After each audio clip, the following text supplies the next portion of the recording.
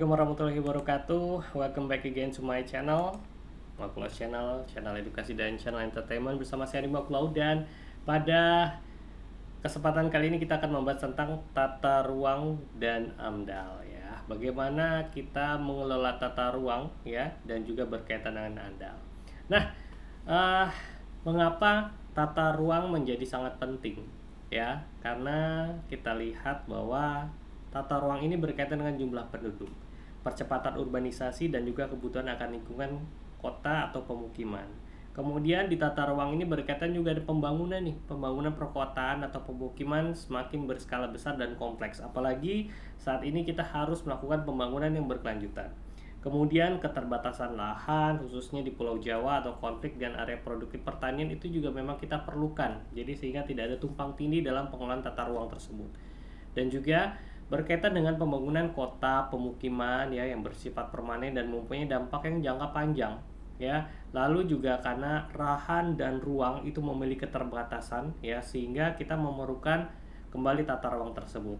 Dan juga pastinya ada perubahan tata ruang ya, perubahan lahan atau tata ruang yang punya dampak yang tidak saja fisik tapi pasti ada sosial, ekonomi dan juga budaya. Seperti yang kita pelajari terdahulu kan, bahwa dalam tata ruang ini pastinya berpengaruh sekali ya tentang misalnya ya yang tadinya kawasannya adalah kawasan pertanian kemudian dijadikan kawasan industri, maka perlu dilakukan tata ruang karena pasti berkaitan juga tadi ya dampak-dampaknya seperti sosial, ekonomi dan juga budaya. Nah, di sini kita akan lihat dampak atau gambaran umum perkembangan dari perkotaan. Seperti yang kita ketahui bahwa tingkat urbanisasi di Indonesia sekitar 40%. Nah, angka ini percepatan per tahunnya sekitar 2,4%. Ya, 15 sampai 20 tahun lagi ini mungkin sekitar 60 sampai 70% penduduk Indonesia akan tinggal di perkotaan. Ya, dan akan ada 23 kota berpengaruh di lebih dari 1 juta jiwa. Nah, tiap tahunnya ya dibutuhkan sekitar 800.000 rumah baru. Nah, konversi lahan pertanian untuk perkotaan mencapai sekitar 25.200 hektar per tahun ini di Jawa ya. Nah, oleh karena itu inilah gambar umum perkembangan perkotaan. Kemudian ada rasio ya, ini juga penting, rasio pemilikan mobil ya. Per 1.000 orang baru 25. Di Amerika Serikat 700 ya, ke 30% lahan perkotaan diperuntukkan hanya untuk kegiatan transportasi. Nah, sama seperti di Jakarta ini ya, bahwa untuk sarana publik transportasi itu memang terus digenjot ya, karena memang kita jumlah penduduknya banyak, dan bagaimana agar pemerintah bisa menyediakan lahan transportasi yang cukup baik dan cukup mumpuni. Kemudian kita juga lihat tiap kota dengan 1 juta jiwa ya itu memerlukan 625.000 ton makanan dan juga 9.500 ton bahan bakar dan menghasilkan 500.000 ton limbah cair, yang 2.000 tonnya itu merupakan limbah padat. Kemudian ada juga keterikatan dengan kegiatan pembangunan semakin berskala besar dan juga kompleks. Kemudian ada perubahan tata ruang yang bersifat permanen yang punya implikasi pasti jangka panjang ya, dan juga ruang mempunyai keterbatasan tertentu, dan juga ada perubahan tata ruang yang punya dampak yang tidak saja fisik melainkan juga sosial, ekonomi dan budaya. Nah, jenis-jenis kegiatan nih di perkotaan atau pemukiman. Yang pertama ada infrastruktur. Pasti ya, kalau infrastruktur kita bicara tentang jaringan jalan, jembatan, air bersih, kanal, pembangkit energi.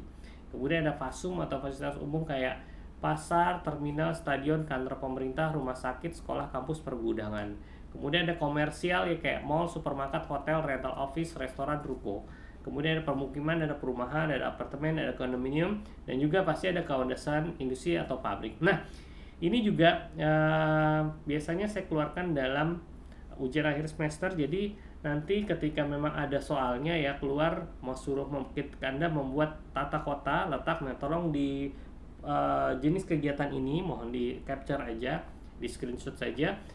Bagaimana infrastruktur, fasilitas umum, fasilitas komersil, pemukiman dan industri itu terpatri atau tergambarkan pada tata kota Anda.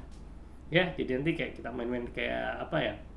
Kayak main-main ada tuh ya SIM buat kita main ya. Jadi bagaimana Anda mengatur kota Anda nantinya ya. Ini mohon agar yang tadi ini tolong untuk diingat dan diatur tata letaknya supaya tidak tumpang tindih dan sangat baik nantinya dalam pengaturan tata kotanya. Ya, kemudian kemungkinan dampak lingkungan terhadap pembangunan kota ya pasti tadi ya, konversi lahan pertanian subur atau produktif ya. Kalau di Jakarta dulu banyak ya lahan-lahan tidur ya yang dimanfaatkan mereka untuk menanam sayur-sayuran. Nah, itu menjadi konversi lahan ya. Kemudian berkurangnya area resapan air, berkurangnya ruang terbuka, ruang hijau dan ruang publik ya. Ini juga nanti kalau misalnya ada ada soal untuk ujian itu tolong diberikan juga ruang publiknya ya. Atau kadang-kadang overcrowded ya di berbagai tempat ya. Itu overcrowded, bahkan mohon maaf, bahkan ada satu rumah ya ditempati, saya lihat ya, satu rumah ditempati oleh sekian ratus orang, sekian puluh orang ya, bahkan tidur mereka pun harus berganti-gantian ya. Itu problematika ya dalam overcrowding atau kesesakan.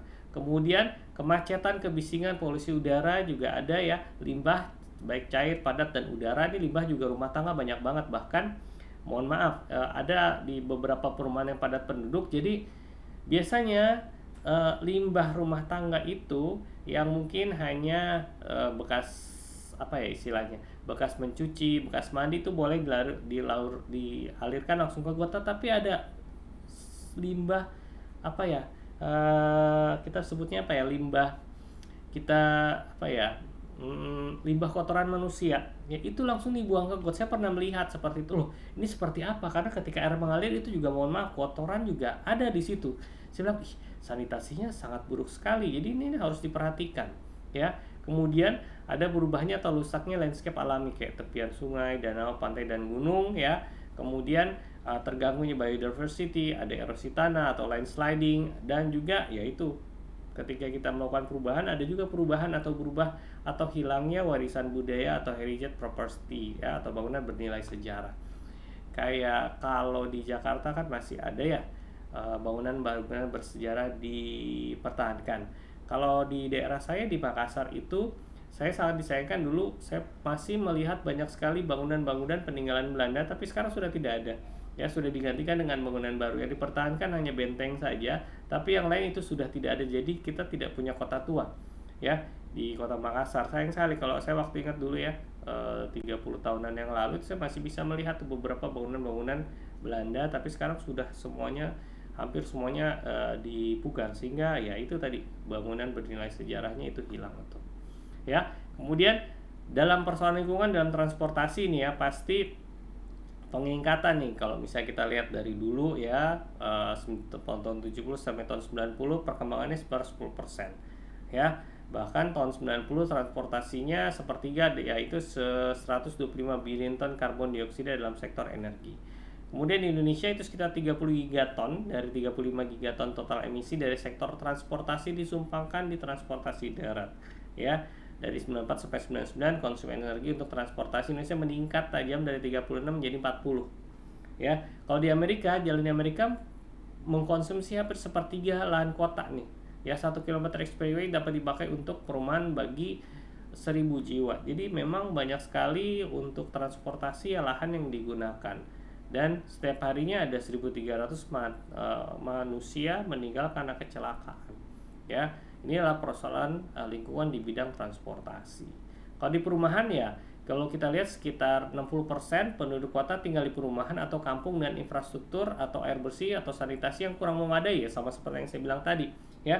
Kondisi air minum di beberapa kota Indonesia tidak atau kurang layak ya. Sebagian kampung telah menghadapi overcrowding ya, itulah kadang-kadang airnya juga berbau atau airnya juga asin dan lain-lain ya. Tidak cukup tanam taman dan ruang terbuka hijau kota, dan sebagian rumah penduduk tidak dilengkapi MCK. Nah, ini bahaya sekali ya. Kemudian kapasitas daya dukung kota menurun tidak sebanding dengan biaya atau beban atau manfaatnya. Nah, kalau kita lihat ruang terbuka hijau ya, RPTRA, ruang ruang publik RPTRA ramah anak ya, itu juga di ruang terbuka hijau kota sangat penting, yaitu dari fungsi lingkungan, siklus hidrologi, iklim mikro, habitat satwa dan lain-lain. Kalau sosial pasti ya hubungan dengan sosial, olahraga, rekreasi, kegiatan sosial, protes sosial dan lain-lain. Kalau ekonomi pasti berhubungan dengan ada perdagangan, kaki lima, ekonomi dan lain-lain. behavioral atau kultural pastilah ya, pentas ini simbol-simbol atau kultur. Kalau kita lihat kan kalau di daerah kita ya, kalau ini saya di kabupaten gua, pasti di setiap tempat itu ada lahan terbukanya. Lahan terbukanya itu digunakan yang tadi untuk behavioral ya, proses kultural ya. Terkadang ada pentas seni atau mereka berkumpul atau berolahraga dan lain-lain. Sementara di kota masih mending sih, di beberapa tempat itu saya lihat pemerintahan kota yang terdahulu itu menempatkan beberapa ruang terbuka hijau ya. Nah, mudah-mudahan itu juga bisa apa ya istilahnya, bisa memberikan manfaat ya, karena saya di Jakarta tinggal di apartemen, itu memang ada ruang terbuka hijau tapi sangat sedikit, istilahnya ya kurang inilah, istilahnya kurang besar ya, kurang mampu memenuhi dari kebutuhan penghuninya. Terkadang saya lihat anak-anak pun bermain di koridor ya. Jadi kalau kebetulan di lantai saya adalah lantai rumah tangga, lantai keluarga ya. Jadi kalau pagi sama sore hari itu banyak sekali anak-anak yang main di koridor ya, seperti itu. Nah, mengapa ruang terbuka hijau di kota itu sangat penting ya? Ya pastilah taman merupakan bagian dari ruang publik kota. Kemudian taman kota indikatornya berkelanjutan kota ya, pentingnya taman berskala komunitas. Kalau kita lihat di Jakarta ada Taman Menteng, Taman Suropati dan lain-lain, itu pasti tempat kita berkumpul, ada juga tukang makanan dan lain-lain. Nah, konsepnya tentang ruang ya, yaitu ecological approach, fungsional ya tadi ya, economical, socio-political approach, behavioral juga. Jadi ketika ada taman, memang tempatnya di situ. Kayak Taman Suropati juga tempat bermain musik ya. Jadi kita kadang-kadang jalan pagi-pagi, minggu pagi jalan-jalan sambil olahraga. Ada teman-teman juga yang melakukan latihan musik di situ. Nah, penting disadari bahwa tata ruang ini mempunyai banyak dimensi nih ya, atau aspek persoalan tata ruang merupakan refleksi dan dari persoalan sosial, ekonomi dan politik ya. Jadi nanti tolong Anda jika ada soal ujian mengenai tata ruang, mohon diperhatikan itu tata ruangannya. Nah, definisi penataan ya. Ini kalau penataan ruang yaitu proses penyusunan rencana, pemanfaatan dan pengendalian ruang ya. Ditujukan buat apa ya? Untuk pasti efisiensi sumber daya, keadilan bermanfaat dan juga kelestarian lingkungan. Ada beberapa manfaat yang bisa kita bahas di sini, yaitu manfaat tata ruang ya. Kemudian menjamin kepentingan dan pelayanan publik ya di sini ya. Kemudian juga efisiensi sumber daya, menjamin kepentingan individu dan juga konversi lingkungan dan mengurangi konflik ruang, mengurangi ketimpangan spasial atau social equity.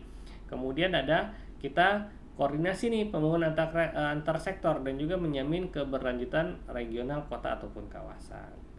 Oke, berikutnya kaitan nih tata ruang dan manajemen lingkungan, pasti ada kaitannya, yaitu tata ruang sebagai sumber dampak, tata ruang sebagai yang terkena dampak, dan juga tata ruang ini berguna untuk mencegah atau menanggulangi terjadinya dampak ya. Dengan catatan nih, tata ruang perlu karena merupakan ujung tombak dari pengelolaan lingkungan ya.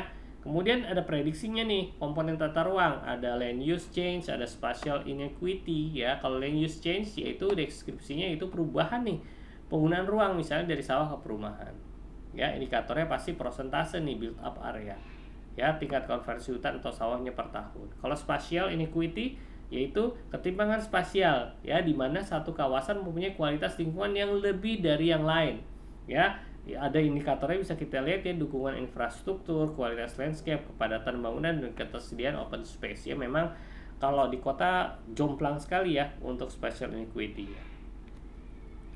Ada special conflict ya, konflik antar pengguna tata ruang nih yang saling mengganggu nih. Kadang-kadang ya industri mengganggu perumahan. Kenapa industri mengganggu perumahan?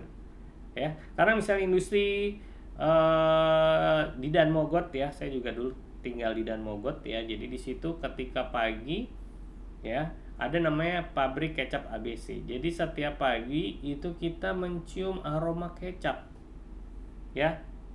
Enak sih, cuma lama-lama kan jadi pusing ya. Mungkin kemudian dilakukan treatment, akhirnya bau itu menghilang. Kalau dulu aduh pagi-pagi tuh, pagi sampai sore tuh aroma kecapnya sangat terasa sekali, padahal agak jauh berapa kilometer dari perumahan ya. Itu tadi. Kemudian mana tadi? Oke. Kemudian indikatornya tadi kebisingan, polusi, kualitas landscape. Kemudian ada carrying capacity atau intensitas penggunaan ruangan ya. Ini Seperti contohnya tingkatan pemanfaatan ruangan cenderung melampaui daya dukungan. Ya, contohnya itu tadi kerusakan lingkungan yang menurun. Kalau quality of landscape, ya ini bentangan lahan nih, ya dapat alami maupun buatan atau gabungan di antara keduanya. Kemudian indikatornya apa? Ada perubahan nih atau rusaknya elemen alam, misalnya pantai, sungai atau danau, ya. Berkurangnya vegetasi itu juga termasuk dalam quality of landscape. Kalau historic area, ya ini daerah yang punya nilai warisan budaya yang tadi kita bilang ya, heritage property. Indikatornya pasti bangunan budaya, situs budaya, ya. Kalau di beberapa kota pasti ada situs budaya, bangunan budaya dan lain-lain, ya itu dipertahankan. Nah, kalau kendalanya pasti banyak dalam tata ruang, ya. Kesadaran pentingnya penata ruang masih rendah, penataan ruang merupakan proses yang makan waktu, biaya dan tenaga, ya. Lalu proses penataan ruang belum transparansi dan juga partisipatif, dan juga ada law enforcement yang rendah antara lain karena KKN misalnya. Ya, jadi banyak sekali kendala tata ruang, ya. Makanya dari itu kita wajib memiliki kemampuan untuk menata ruang dengan baik. Sama kalau dulu kan kita dijajah Belanda ya. Kalau Belanda kan itu sudah mempunyai apa ya? Mereka sudah memperkirakan tata ruangannya seperti apa. Ya, sementara dari zaman ratusan tahun yang lalu ke zaman yang sekarang itu memang pasti sudah berubah. Nah, itu perlu pengolahan dari tata ruang. Nah, itu ya dalam tata ruang. Jadi mohon diperhatikan apa saja yang perlu di dalamnya dan bagaimana cara peletakannya. Mohon diberi perhatian lebih karena nanti jika ada keluar soal seperti itu nanti Anda harus membuatnya. Kemudian kita beralih ke tipologi ekosistem. Kita mengikuti dengan AMDAL-nya ya. Nah, pembedaan ekosistem ya. Pembedaan ekosistem mengacu pada tadi elevasi atau altitude, lintang atau latitude ya, iklim dan penutupan. Kalau tipe dasar ekosistem ya pasti kita berkaitan dengan klasifikasi berdasarkan gambaran struktur spesifik untuk lingkungan tertentu kayak terestrial, estuarian dan juga marin. Nah, ada juga alpin. Kalau alpin ini contohnya elevasi di atas 4000 meter di bawah permukaan laut ya. Lembapannya tinggi, suhunya rendah, diversifikasi spesiesnya rendah. Kemudian kalau tundra ya, kawah tundra misalnya ya, penuh dengan tumbuhan lumut, kelembapannya sangat tinggi, suhu rendah, diversi spesies juga rendah di sana. Kalau hutan coniferous ya, ini kalau kita lihat ciri-cirinya yaitu didominasi tumbuhan berdaun jarum, lantai hutannya terang, jenis herba semarak jarang, terus kemas semak jarang ya. Kemudian produktivitas rendah dan tumbuhan dan hewan juga rendah. Kalau hutan deciduous ya, ini hutan berdaun lebar banyak ya. Stratifikasi mulai bervariasi, kebanyakan ini di hutan tropis ya, dan produktivitas itu sangat tinggi sekali. Nah, ini ada di Indonesia hutan hujan tropis ya, suhu dan kelembapan tinggi, diversitas tumbuh dan satwa tinggi, produktivitas biomasa tinggi ya, seperti kita sudah mempelajari sebelumnya.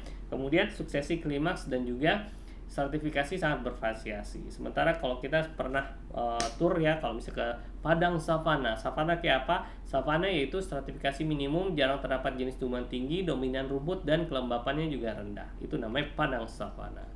Gurun ya, siapa yang sudah pernah ke gurun ya?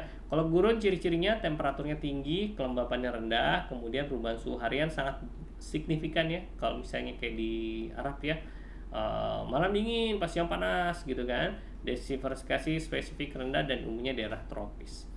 Ini juga perairan tawar nih ya, tergenang atau lentik, pasti ada banyak tumbuhannya ini semua nih.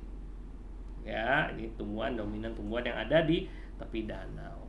Kalau perairan tawar ya, mengalir lotik ya, bukannya makanan ya. Kalau makanan tuh lotek ya. Kalau tumbuhannya ini ya, tumbuhan ini. Jadi Anda coba lihat aja, searching aja, ketik di Google atau ketik di ChatGPT tumbuhannya seperti apa ini. Pada umumnya tumbuhan-tumbuhan ini berdominasi tumbuh di tepian sungai tawar mengalir.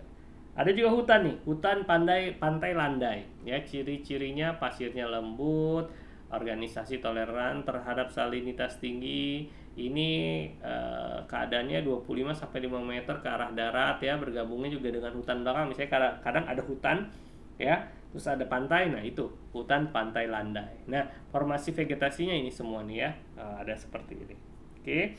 Kemudian berikutnya mangrove. Nah, ini terkenal kalau mangrove ya. Lokasi pasti dekat dengan muara sungai sehingga turbinitas tinggi, berlumpur, kawasan pasang surut, formasi vegetatis kontinu dan indikatornya ada, kadang-kadang ada pakai indikatornya ada ikan, nggak tahu ikan ngelodok seperti apa. Tapi yang jelas mangrove ini sangat berfungsi lahannya ya untuk apa ya, untuk itu menahan abrasi ya, karena kita lihat jadi dia menahan ombak sehingga tanah yang di pantai itu bisa minimalisirkan untuk abrasinya. Ada rocky shore ya, rocky shore itu wah pantai yang punya banyak batu ya. Nih, ciri-cirinya tebing atau kapur tua, banyak gua ya, komunitas dominan ada ini Nerita, Balanus dan Aerodramus. Kalau sandy shore ya, sandy shore ini salinitas tinggi, pada umumnya pasir putih, ombaknya kecil, perairan jernih, komunitasnya ada ini ya. Kalau Echidodermatanya ada bintang laut, bulu babi, bintang ular laut, ada juga landak laut. Kalau madi yang agak madi shore itu agak sedikit berlumpur ya.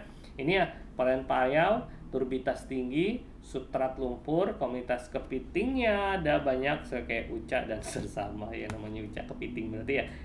Salt marsh ya, salt marsh itu contohnya rawa dengan salinitas tinggi nih, komunitas peralihan dari antara tawar sama juga asin. Kemudian tumbuhannya pasti herba, semak dan rumput. Ada juga shallow sea bethos ya, shallow yang ini ya, yang cetek ya. Perairan payau umumnya jernih, komunitas pasirnya ada dan komunitas kerakalnya juga seperti ini. Berikutnya ada coral reef. Wah, ini paling senang ya, pertumbuhan karang. Suhunya hangat nih dia nih, jernih. Intensitas cahaya juga bagus ya. Salinitasnya ini 35 sampai 33 sampai 35, jauh dari muara sungai. Banyak nih ikan-ikanan nih, ikan kerapu, baronang ya, ekor kuning dan lain-lain ya. Terdapat kurang lebih 32 spesies ikan dan 132 spesies bernilai ekonomi tinggi nih coral reef ya. Deep sea, nah deep sea bukan deep sea lala ya, tapi laut dalam. Deep sea benthos itu menempati kawasan produval ya. Ini minim cahaya ya, karena ya cahaya matahari itu tidak tembus ke dalam. Produktivitas rendah, diversifikasi tertinggi pada jeluk sekitar 2000 meter. Plankton ya, ada lagi nih, plankton menempati zona voltik ya. Masih terjadi fotosintesis di sana, tapi diversitas spesifikasi tinggi, transparansi cukup, dan produktivitas dan biomasa tinggi ya. Kalau pelagic plankton, zonanya ya ini zona voltik merupakan kawasan aktivitas berbagai jenis ikan ya, jadi juga sebagai termasuk dalam satu rantai makanan ya. Kekayaan jenis ikan tinggi, umumnya jernih, produktivitas dan biomasa juga tinggi. Ada neoston di permukaan paling luas nih, cahaya matahari total ya, lapisan teratas perairan ya, banyak hewan-hewan terapung ya. Kemudian strukturnya seperti ini.